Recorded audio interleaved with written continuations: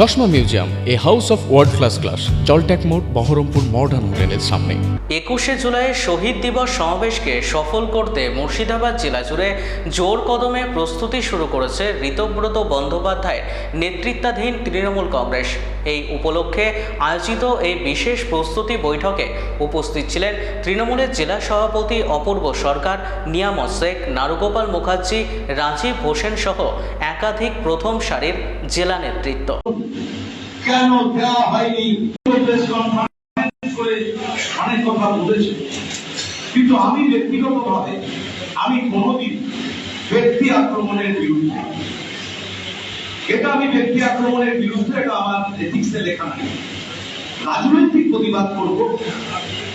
এখানে নাচতে নাচতে একজন আইনজীবী বলছে সে বড় আইনজীবী নাকি, আমি শুনেছি, কিন্তু যে ভঙ্গিমায় করছিলেন তাকে জোকার বলবো না কমেডিয়ান বলবো আমি জানি না। আমি প্রেস কনফারেন্সের মধ্যে দিয়ে বলেছিলাম আমি হিন্দুর ছেলে, আমার জন্য যদি দলের এখানে ক্ষতি হয়ে যায়, আমরা যদি সবাইকে হারাই, নিশ্চিতভাবে আপনি মা কালীর পুজো করেন, সেই মা কালীর সামনে দাঁড়িয়ে পুজো করতে করতে এই কথাগুলো বলবেন, আমি মেনে নেব, রাজনীতি থেকে অবসর নেব। কারণ এই জেলায় যা ঘটেছে সমস্ত কিছু নিয়ামত হোসেন আমার অভিভাবক নেতা ওই রেয়াত হোসেনের সামনে ক্যামাক স্ট্রিটের অফিসে বসে যা করেছে। সেদিন 4 তারিখ মুখ্যমন্ত্রী সভা ছিল, সেই সভার আগের দিন নিয়ামতকে ডেকে আমরা উপস্থিত ছিলাম, খলিল সাহেব ছিলেন, জিজ্ঞেস করে নেবেন, আরো এমএলএরা ছিল, যে তাদেরকে ডেকে কলকাতা পাঠানো হয়েছিল কি উদ্দেশ্যে, কে পাঠিয়েছিল কলকাতা, আকুজ্জামান আর নিয়ামত সাহেবকে কে কলকাতা পাঠিয়েছিল, এবং কলকাতা পাঠিয়ে তাদেরকে কি বলতে বলা হয়েছিল বিবি সেলিমকে। কিন্তু যখন কলকাতা পৌঁছালো তার উল্টো দিকে প্রেস কনফারেন্সের ব্যবস্থা করা হলো।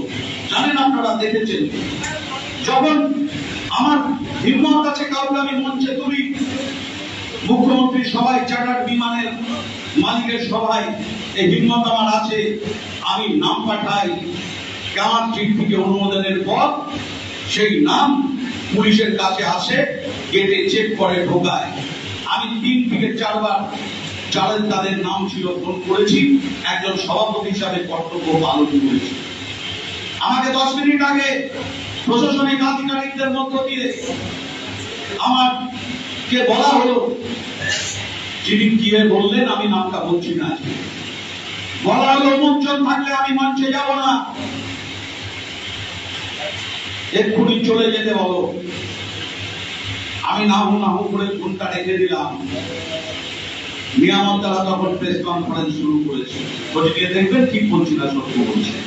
যদি মিথ্যা কথা এক চুল হয়ে থাকে, যখন ব্লক সভাপতি, টাউন সভাপতি নির্বাচিত হয়, ওই ক্যামাক স্ট্রিটের অফিসে বসে নিয়ামত সাক্ষী, হাসান ভাই সাক্ষী, রেয়াত হোসেন সাক্ষী, আমার বক্তব্য কি ছিল, কোথায় জিজ্ঞেস করে নেবেন। অপূর্ব সরকার ভুল বলছে, সব দায়িত্ব ক্যারিকেচার করে আমার ঘাড়ে চাপিয়ে দিয়ে আমি শুধু জিজ্ঞেস করবো 4 তারিখের মুখ্যমন্ত্রী সভার আগে 29 তারিখ ক্যামাক স্ট্রিটে 2.5 ঘন্টার মিটিং হয়েছিল কার সাথে? 2.5 ঘন্টা, জেনে রাখুন, সাক্ষী আমার কাছে আছে। 2.5 ঘন্টা বলতে পারে, ধীরে ধীরে বলবো সব। আমি কোনো ব্যক্তির বিরুদ্ধে নই, আমি একজন শৃঙ্খলা পরায়ণ কর্মী, উপর থেকে যা নির্দেশ আছে আমি সেই নির্দেশ পালন করি, এটাই আমার কাজ। কোথাও কোনোদিন কোনো বিধানসভা, ব্লক সহ কোথাও হস্তক্ষেপ করিনি, কোথাও কারোর পিছনে গিয়ে আরেকজনকে মদত দিয়ে তার বিরুদ্ধে কাজ করিনি। যতদিন দায়িত্বে ছিলাম, কাঁদিতে দায়িত্বে আছি, আমার চেয়ারম্যান, আমার দেবাশিস, আমার রাজনৈতিক গুরু আমাকে নিয়ে এসেছিল রাজনীতিতে। খুব স্বাভাবিকভাবেই জিজ্ঞেস করে দেখুন, আমি মতামত দিই, কিন্তু আমি কোথাও খবরদারি করি না, এটাই আমার কাজ। আর ক্যারিকেচার করে যখন এখানে বলেই গেলেন সেই বিধায়ক আইনজীবী, আর আমার বন্ধু বলুন, দাদা বলুন, আপনাদের রেজিনগরের প্রাক্তন বিধায়ক, তিনি অনেক কিছু বলেছেন, আমি কোনো ব্যক্তি স্তরে যাব না। আমার ভালো লাগতো শুনে, আমি নাম শুনে যদি ওই ক্যারিকেচার করা বাবু আইনজীবী যদি এখানে বলতেন যে বেলডাঙ্গায় হাসানকে টিকিট দেওয়া হয়নি এই কারণ গোটা জেলা কমিটির সুপারিশ থাকা সত্ত্বেও নিরাপত্তা থেকে আমার থেকে শুরু করে কেন টিকিট দেওয়া হলো না, কিসের জন্য টিকিট দেওয়া হলো না, যদি ওই ক্যারিকেচার করা আইনজীবী যদি এখানে বলতেন, নিশ্চিত ভাবে আপনার সাথে হাত মিলানোর জন্য অপূর্ব সরকার যেতেন। আর এত বড় যখন নেতা হয়েছে, আপনার ছেলে দাঁড়িয়েছিল, যেতেননি কেন? না জেতার পিছনে অনেক কারণ আছে আমাদের জেলায়। বিভিন্ন জনকে টিভি মিডিয়ার মধ্য দিয়ে দেখেছেন, তাদেরকে মদত দেওয়া হয়েছে, অনেকে হেরেছি আমরা 2 মিনিট, অনেকে হেরেছি আমরা 19 সালের নির্বাচনে হেরেছিলাম আমরা, 24 নির্বাচনে জিতিয়েছেন আপনারা। এমপি সম্বন্ধে বলে গেলে খোঁজ নিয়ে দেখবেন, আজ এমপি সাহেব ইউসুফ পাঠান এলে তার দায়িত্ব অপূর্ব সরকারের।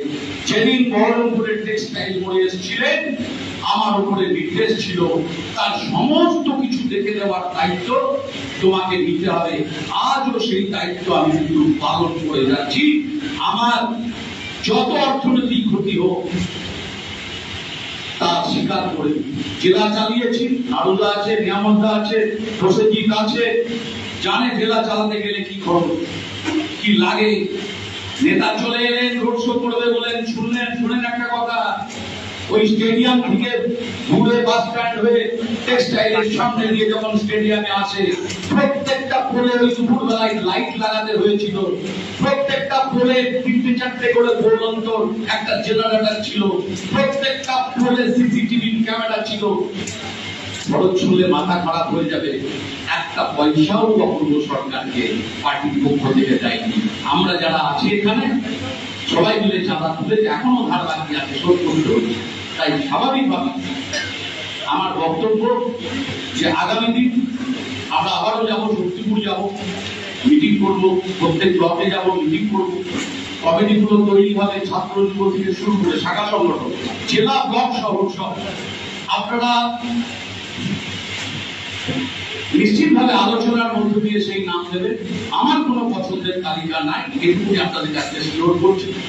আর 21 তারিখ যাওয়ার বিষয়ে ক্ষুদিরাম অনুশীলন কেন্দ্রে যারা রাত্রে পৌঁছাবে, ববিদা ব্যবস্থা করেছে, একটু খাবারের ব্যবস্থা আছে।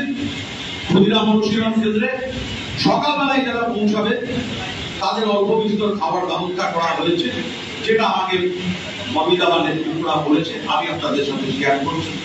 যাওয়ার সময় ব্যাচটা দয়া করে সঙ্গে নিয়ে যাবেন।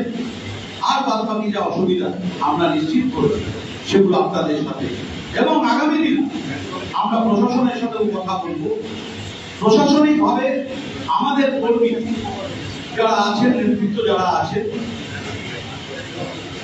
আমার যদি কোনো অন্যায় থাকে অপূর্ব সরকারে, নিশ্চয়ই এনকোয়ারি বিচার করে আপনি আমাকে শাস্তি দেন, আমি মাথা পেতে দেব। কিন্তু নিরীহ নিরপরাধ কোন জনপ্রতিনিধি, কোন কর্মী যাতে আক্রান্ত না হয়, আহত না হয়, সে দেখার দায়িত্ব আমরা যারা এখানে এসেছি সেই দায়িত্ব আমরা আগামী দিন দেব, প্রতিবাদ করব। তবে একটু সময় দেবেন আমাদেরকে।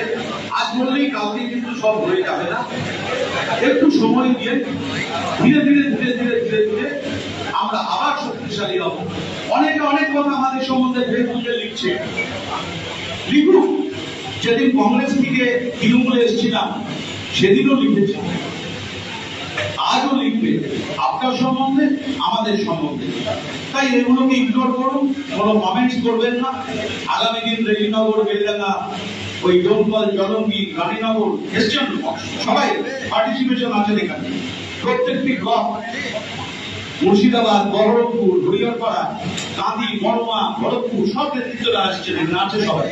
আমি সবার নাম করতে পারছি না, সবাইকে আমার আন্তরিক শ্রদ্ধা জানিয়ে চলুন সকলে মিলে 21 তারিখ গান্ধী মূর্তির পাদদেশে আমি রাস্তায় থাকবো, আমরা রাস্তাতেই থাকবো, আমরা মঞ্চে যাবো বলে গেলাম। রাস্তায় গান্ধী মূর্তির সামনে রাস্তায় নিশ্চিতভাবে আপনাদের জন্য অপেক্ষা করব। যা দরকার সহযোগিতা আপনারা নেবেন। আগামী দিন আসুন, সকলে মিলে ঐক্যবদ্ধভাবে একসাথে লড়াই করি বিজেপির বিরুদ্ধে। কংগ্রেসে অনেকে যাচ্ছেন, সিপিএম এ অনেকে যাচ্ছেন, যান, কিন্তু এই বাংলায় সিপিএম আর কংগ্রেসের কোনো ভবিষ্যৎ নাই। আগামী দিন থাকবে না, দায়িত্ব নিয়ে বলে গেলাম এই মুর্শিদাবাদ জেলায় কংগ্রেসের সিপিএম যারা যাচ্ছেন যেতে পারেন, কিন্তু পরবর্তীকালে আবার যেন আমাদের কাছে ঘুরে এসেন না, এটুকুনি শুধু আপনাদের কাছে অনুরোধ করবো। ধৈর্য করুন, মনোবল তৈরি করুন।